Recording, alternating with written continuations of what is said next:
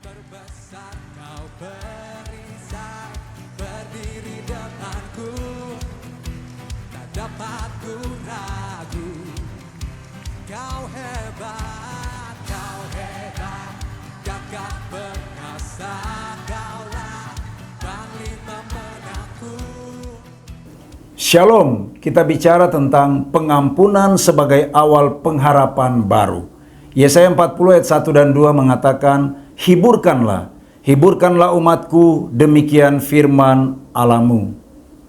Tenangkanlah hati Yerusalem dan serukanlah kepadanya bahwa perhambaannya sudah berakhir, bahwa kesalahannya telah diampuni, sebab ia telah menerima hukuman dari tangan Tuhan 2 kali lipat karena segala dosanya. Kehidupan bangsa Israel dalam pembuangan tentulah tidak mudah. Tekanan hidup yang berat serta waktu yang lama dalam masa pembuangan dapat membuat umat Israel merasa pesimis dan kehilangan pengharapan. Padahal pembuangan dan penderitaan bukan dimaksudkan Allah untuk menghancurkan hidup mereka, tetapi justru untuk memurnikan kehidupan umat. Maka melalui ayat ini firman Tuhan memberi suatu penguatan melalui Nabi Yesaya mengatakan, hiburkanlah umatku. Kabar baik bahwa masa hukuman Allah segera usai dan pengampunan serta berkat akan tiba menjadi pengharapan baru bagi umat Tuhan pada masa itu.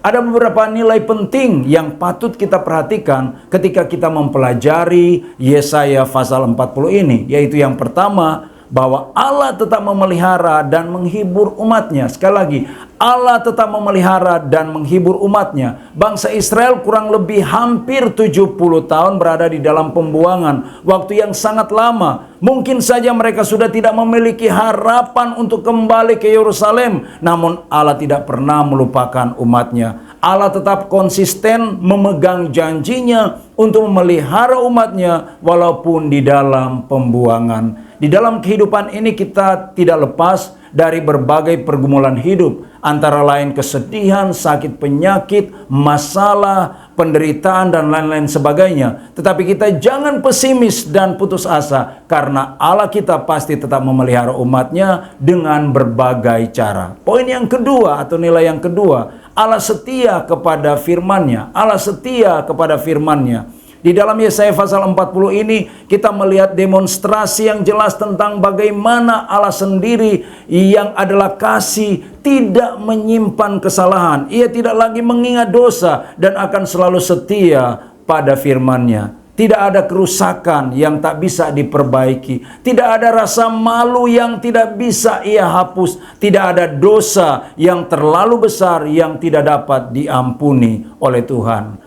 Saya bersyukur karena Tuhan tidak mengampuni saya berdasarkan apapun yang saya lakukan atau katakan. Pengampunannya selalu datang karena kesetiaannya dan karena kasihnya yang besar kepada saya. Saya bersuka cita sebab Tuhan sungguh menghapus pelanggaran-pelanggaran saya. Hanya Tuhan Yesus yang dapat melakukan itu. Poin yang ketiga adalah pengampunan Allah adalah harapan baru. Pengampunan Allah adalah harapan baru. Pengampunan Allah adalah harapan baru yang ditawarkan bagi setiap orang. Melalui pengampunan, seseorang bisa memulai hidup baru dengan hati yang bersih dan penuh harapan terlepas dari kesalahan masa lalunya. Pengampunan juga membuka pintu rekonsiliasi baik dengan Tuhan maupun sesama. Apapun kesalahan kita di hadapan Tuhan, saudaraku, Tuhan bersedia mengampuni ketika ia datang kepadanya dengan hati yang remuk dan hati yang sungguh-sungguh. Tidak dikatakan bahwa Tuhan hanya setia jika kita setia. Dia memberikan pengampunan penuh yang berasal dari kasih-Nya yang murni,